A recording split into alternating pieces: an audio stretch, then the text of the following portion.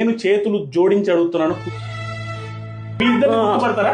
వాళ్ళిద్దరిని గుర్తుపడతాడా లేదు కూడా తెలియదంట.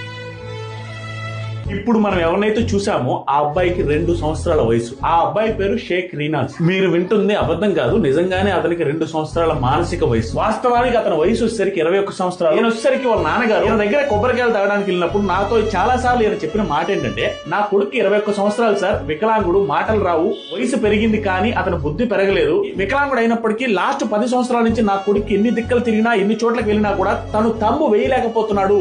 తను తమ్ము వేయడానికి వీళ్ళు 4-5 వెళ్ళినా కూడా తను పిడికిలు బిగిస్తున్నాడు కానీ ఆ మిషన్లు తోసేస్తున్నాడు కానీ తమ్ము వేయట్లేదు. ఒక్క కారణంతో నా కొడుకు పెన్షన్ ఇవ్వట్లేదని చాలా సార్లు బాధపడ్డారు. లాస్ట్ గా చివరిగా పెన్షన్ ఎప్పుడు వచ్చిందన్న? 2013లో వచ్చింది. ఓన్లీ వాళ్ళ కారణం తమ్ము పడట్లేదు. సచివాలయానికి దాదాపు 10 సార్లు వెళ్ళాము. అందరూ చెప్పే ఒకే మాట, ఈ తమ్ము పెడితేనే పెన్షన్ వస్తుంది. ఏది జరిగినా ప్రధానమంత్రి దగ్గర పోయినా కూడా ఆయన కూడా ఏం చేయలేడు, తమ్ము పడితేనే చేస్తారు అని చెప్పారు. ఆ అబ్బాయికి బయోమెట్రిక్ సిస్టమ్ వచ్చినప్పటి నుంచి పెన్షన్ రావట్లేదు. దయచేసి ఈ వీడియో చూసే ప్రతి ఒక్కరూ షేర్ చేయండి. ఇక్కడ తప్పంతా ఎక్కడుందంటే సిస్టమ్ లో తప్పు ఉంది. ఎవరైనా ఒక అర్హుడు ఉంటే ఆ అర్హుడికి ఎలాగైనా పెన్షన్ ఇవ్వాలి, కానీ తమ్ము పడకపోతే పెన్షన్ ఇవ్వకపోతే తమ్ము పడేటటువంటి మానసికంగా ఎదుగుదల లేదు అతని దగ్గర. తమ్ము ఎలా పడద్ది?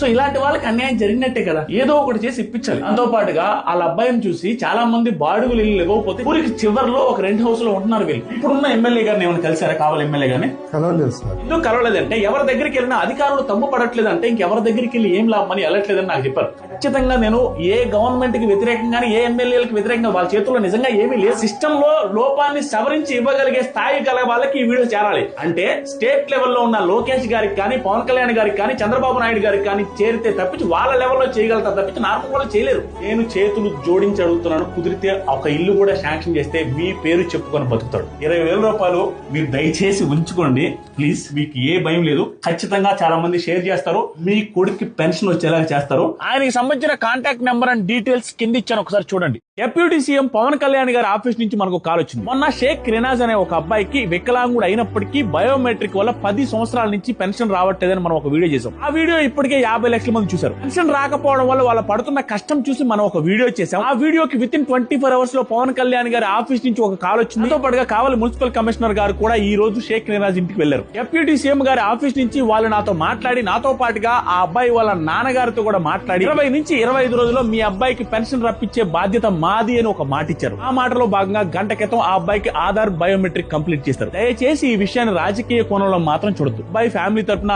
నా తరపు నుంచి అండ్ మన సబ్స్క్రైబర్స్ తరపు నుంచి ఆ అబ్బాయికి పెన్షన్ కోసం ముందడుగేసిన గవర్నమెంట్ కి and deputy CM Pawan Kalyan గారికి, దాంతో పాటుగా కొండపల్లి శ్రీనివాసరావు గారు మినిస్టర్ గారు కూడా రిపబ్లిక్ డే రోజు అయినప్పటికీ కూడా మన ట్వీట్ కి రెస్పాండ్ అయ్యారు. ఆయనకు కూడా చాలా చాలా థ్యాంక్స్. ఫ్యామిలీకి గవర్నమెంట్ ఒక ఇల్లు కూడా శాంక్షన్ చేస్తారని నేను ఆశిస్తున్నాను. అలాగే మన ఫాలోవర్స్ కూడా చాలా చాలా థ్యాంక్స్. ఆ వీడియోని అండ్ అవతల వాడి కష్టాన్ని మన కష్టంగా భావించి ఆల్మోస్ట్ 1,00,000 మంది ఆ వీడియోని షేర్ చేశారు. మీ అందరికి కూడా థ్యాంక్స్.